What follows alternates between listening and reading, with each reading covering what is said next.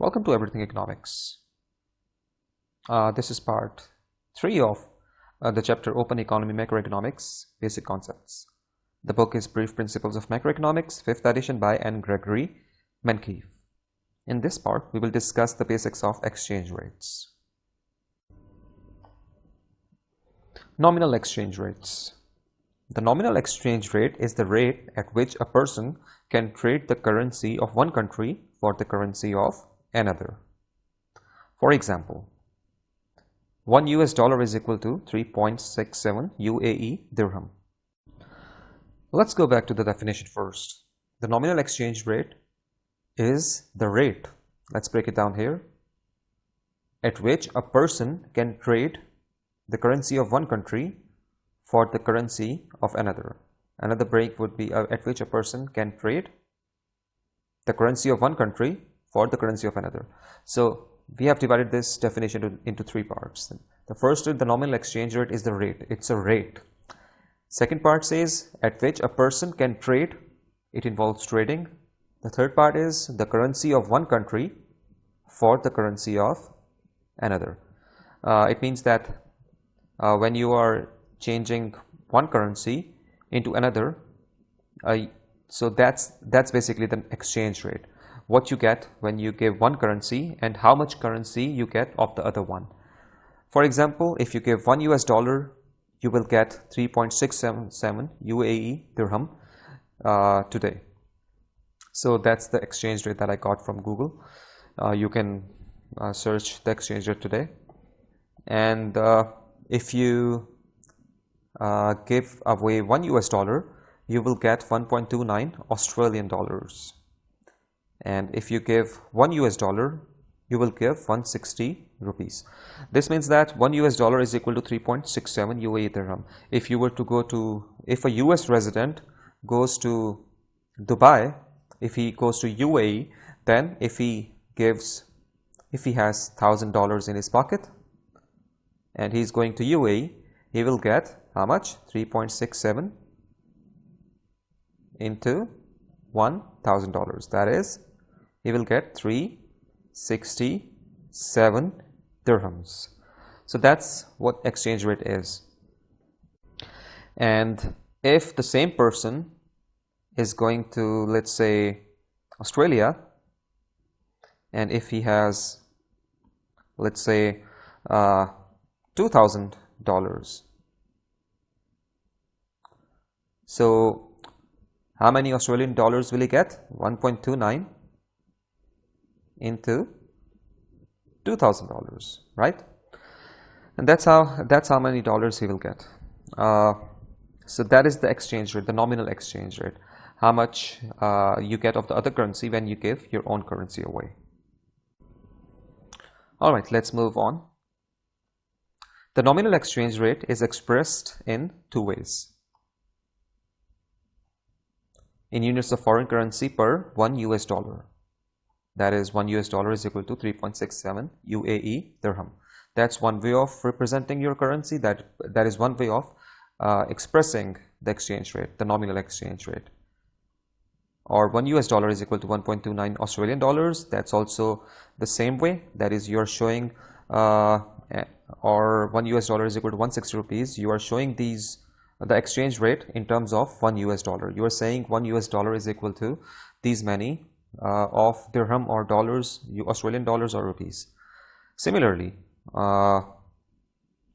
maybe in a different way, the other way is in units of US dollars per 1 unit of foreign currency. So you can also say that 1 UAE dirham is equal to 0.27 US dollars, or 1 Australian dollar is equal to 0.78 US dollar, or 1 rupee is equal to 0.0062 US dollar. These are 2 ways of basically expressing the nominal exchange rate. You can either show it in terms of $1 or in terms of the other currency, that is 1 UAE dirham or 1 Australian dollar or 1 rupee. You can express the exchange rate, nominal exchange rate, in both of these ways. There is nothing technical here. These are just expressions of how you can express the nominal exchange rate. I hope it was simple. It wasn't anything technical here. So let's move on to a little bit more technical stuff. Assume the exchange rate between the Japanese yen, that is the Japanese currency, and US dollar is 80 yen to $1, which means 1 US dollar trades for 80 yen. $1 is equal to 80 yen. That is the exchange rate. We are just assuming. The exchange rate might be different today. If you search on Google, it might be different. So, but the important thing here to understand is that the rate that you get in Google is not exactly the rate that you will get in the market. So if you go to Western Union or some other currency exchange people, you might get a different rate, but the Google one is just an approximation. All right. So don't get me wrong when I say you can check the exchange rate on Google. It's just an approximation. The exact rate, you can go to Western Union tomorrow and you can get the rates. 1 yen trades for, this also means that 1 yen trades for 1/80 of a dollar. $1 is equal to 1 into 80 yen. Or 1 yen is equal to $1/80. I think that's the same thing. I was when I said that we'll get to some technical stuff. This is not technical. This is the same thing. This is one way of expressing the exchange rate. This is the second way. This is just more detailed.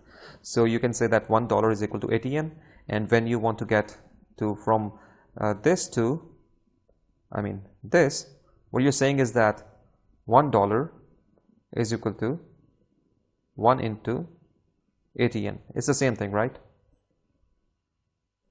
So if you want to get the answer in terms of yen, you have to send 80 onto the left side, right?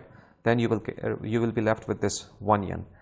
So when you do that, 1 yen you get is equal to $1/80. So that's how you get from 80 yen to 1 yen. So 1 yen is equal to 1/80 of a dollar. This is the second way of expressing the exchange rate, the nominal exchange rate. So this is the same thing in a little more detail. Let's move on to, I hope, the technical stuff now. If a dollar buys more foreign currency, there is an appreciation of the dollar. Well, this is a little technical.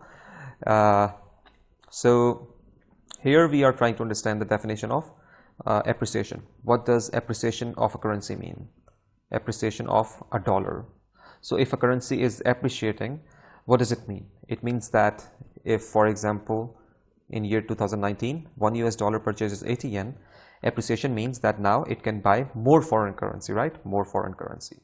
So if in year 2020, 1 US dollar can buy 90 yen, it means that the US dollar has appreciated. Now it can buy more of the yens. So here you can see that before, in 2019, 1 US dollar could purchase 80 yen. In today, in 2020, 1 US dollar could purchase 90 yen. This is just an assumption. The rates might be different. This is just,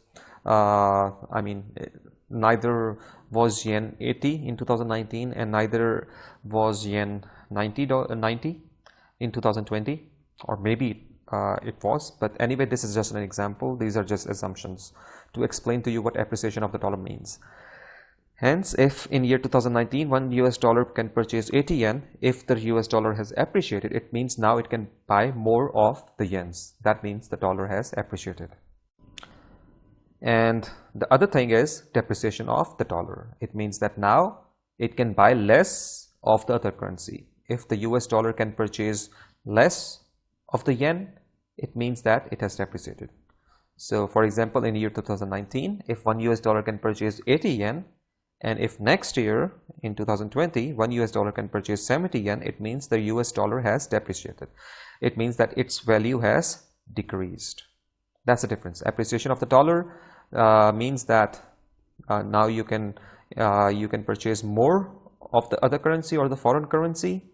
In the case of depreciation, when your currency depreciates, when US dollar depreciates, you will be getting less of the other currency, that is from 80 to 70. So that's what appreciation and depreciation means. And now let's get on to the final part of this chapter, of this part. So how do changes in exchange rate affects people? I mean, we have just seen appreciation and depreciation. So when a currency appreciates or depreciates, how does it impact the people? First, we can see how it impacts the businesses. Appreciation of the US dollar will hurt US exports and thus US businesses. And depreciation of the US dollar will help US exports and thus US businesses. Why is that? Let's see. So for example, if $1 is equal to 80 yen, and if the currency appreciates, now $1 is equal to 90 yen, right?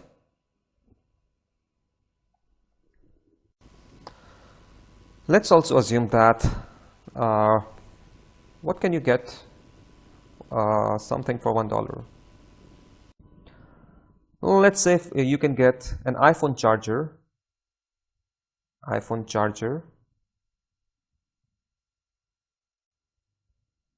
for $1.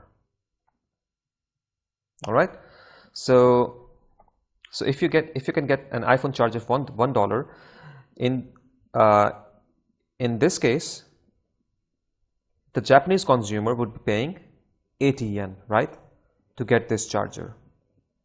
He will pay 80 yen, he will get $1, and he will simply get the iPhone charger. However, if the US currency appreciates, now he has to pay 90 yen to purchase the same iPhone charger.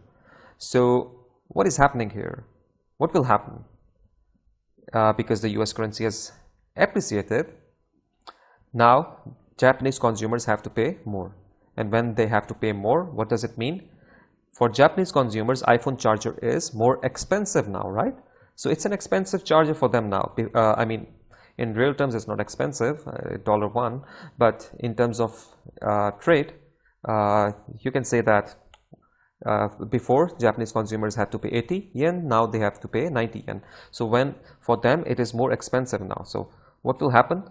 The demand for US exports will decrease in Japan because US exports are more expensive now. So it will hurt US exports. US exports will decrease, and this will impact US businesses as well. And in the case of depreciation, what will happen is that so for example, if let's talk about the same charger. So it's for $1, the charger.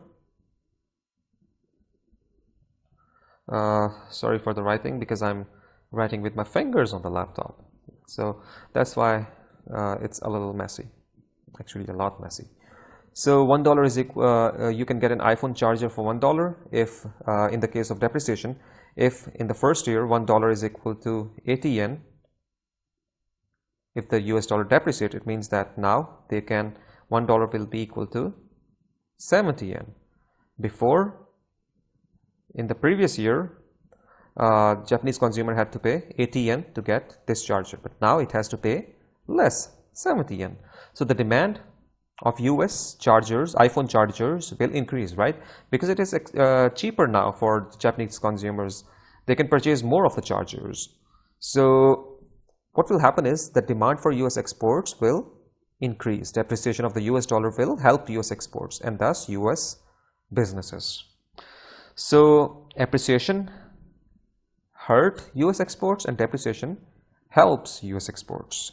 So in terms of businesses, that's what happens when currency depreciates or appreciates.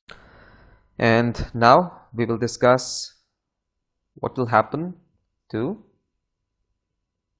the tourists. Appreciation of the US dollar will help US tourists by increasing their purchasing power. And depreciation of the US dollar will hurt US tourists by decreasing their purchasing power. So for example, if $1 was equal to 80 yen and now the currency appreciates, it will be equal to how much? 90 yen. Before, the US tourist would get 80 of the Japanese currency. Now it will get 90 of the Japanese currency. So they will have more of the foreign currency, right?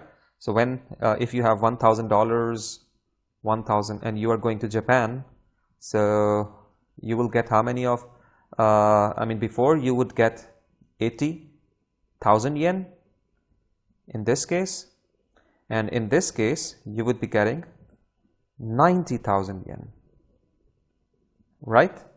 So you will have more of yen. So the US tourists, the appreciation of the US dollar will help US tourists by increasing their purchasing power. On the other way, on the other side, depreciation of the US dollar will hurt US tourists. So for example, instead of 90, in case of depreciation, it will be 70, right? And when in the case of 70, the American tourists will be getting 70,000 yen for $1,000. So in this case, they will have less yen than they could have before, when the currency had not depreciated. So in this case, depreciation of the US dollar will hurt US tourists by decreasing their purchasing power. The picture here is of Egypt. Don't get confused, this is not Japan, this is Egypt. And anyway, so that's it for this chapter. That's not the chapter, sorry, for the part. We have one more or a couple of more parts for this chapter, but I hope this is clear. If you have any question, just write it down in the comment section and I will be happy to answer.